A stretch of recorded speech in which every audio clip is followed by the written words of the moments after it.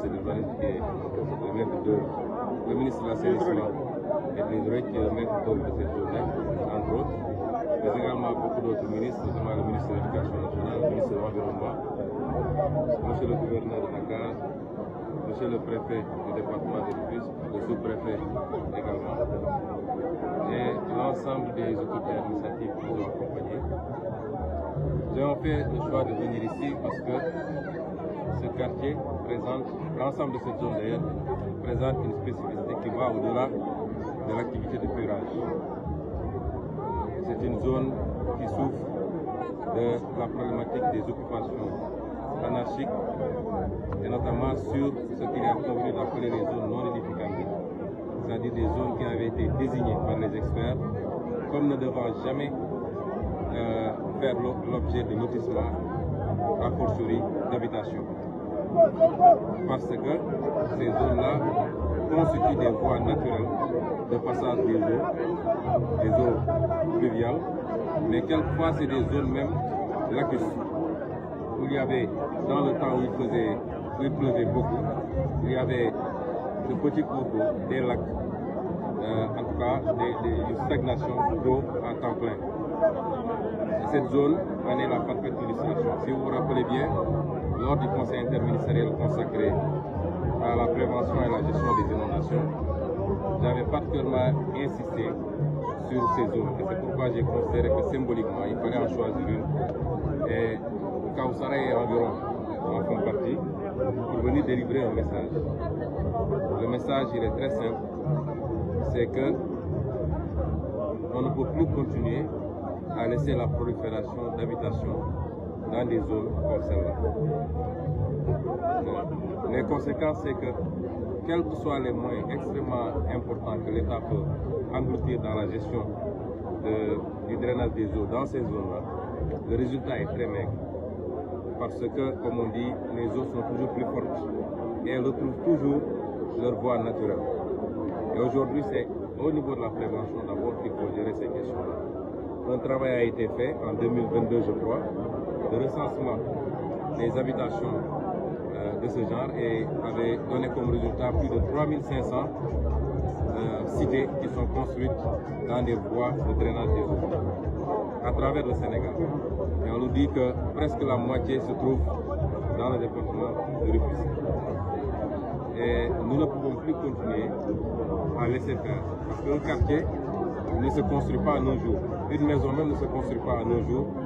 Si on en est là, c'est que quelque part il y a une défaillance et carence des services de l'État qui ont laissé, souvent sans titre ni droit, sans aucune autorisation de l'urbanisme, que des gens puissent construire jour après jour, semaine après semaine, pour voir naître des quartiers. Et après, ça pose la problématique de la gestion de ces quartiers-là. Les conséquences, particulièrement pour Kawsara, c'est qu'aujourd'hui, les gens sont obligés même de quitter pendant l'hivernage. Il y a, je crois, minimum 8 familles qui ont définitivement quitté pour aller chercher ailleurs. Les édifices, mosquées et autres sont complètement pris par les eaux. Et même les installations qui ont été faites pour le drainage de ces eaux, pour le captage de ces eaux-là, sont quelquefois occupées. Même le poste Sénélec, le seul poste Sénélec qui était là, a été déplacé parce qu'il y a eu un incendie, me dit-on, consécutif à justement l'effet ou l'impact de ces eaux. C'est des désagréments qu'on aurait pu éviter. Nous n'avons pas de solution immédiate. Nous allons faire le maximum et notamment nous annonçons ici aux populations que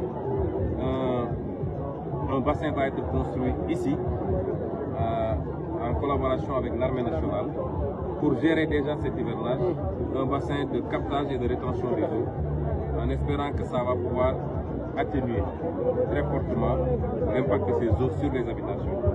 C'est entre autres une solution, mais une solution provisoire. Et comme l'a dit le président de la République dans son programme, si vous allez à la page 60, il avait clairement dit que la gestion globale de ces questions doit faire l'objet d'une planification sérieuse sur le long terme qui intègre une planification globale en termes d'urbanisme et qui intègre la problématique du drainage des eaux, du captage des eaux et la problématique de l'assainissement de manière générale. ce travail est en cours, monsieur le ministre est ici présent avec toute une équipe pluridisciplinaire. C'est vous dire qu'il y aura des solutions à court terme, à moyen terme et à long terme. Et c'est à cela que nous appelons les populations. Le gouvernement doit être accompagné. Il y a des choses qu'on peut faire tout de suite, mais si tout le monde si et seulement si tout le monde se donne la main et qu'on s'oriente vers le travail. Nous allons assainir structurellement, nous allons assainir humainement et ça nécessitera la contribution de tout le monde. Et c'est pourquoi le président a mobilisé les armées, il a mobilisé l'ensemble des services dédiés à ce genre d'activité, mais il continue à lancer un appel aux populations parce que cette activité doit être pérenne. On dit souvent qu'au Sénégal, nous savons prendre des départs, mais nous n'arrivons jamais au but. Il faut aujourd'hui que chaque mois, cette formidable mobilisation que nous avons vue ici et que nous avons vue partout sur le chemin que nous avons emprunté, nous avons vu sur les images aujourd'hui à Thiaroye avec le président de la République, il faut qu'elle soit maintenue, que nous comprenions que nous sommes maîtres de notre propre assainissement, de notre propre propreté. C'est à nous de prendre soin de nos quartiers d'abord, parce qu'en prenant soin de nos quartiers, on prend soin de nous-mêmes, de nos enfants qui jouent dans les rues de ces quartiers-là.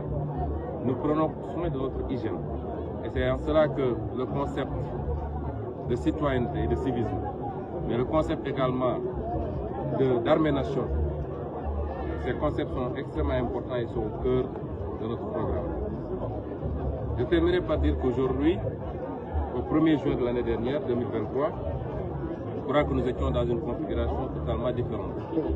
Où, un peu partout dans le pays, où les activités citoyennes et donc porteuses de progrès, porteuses d'espoir, mais également de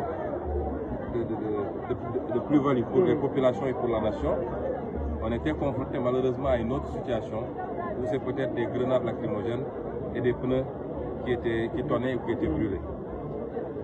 Je voudrais dire aujourd'hui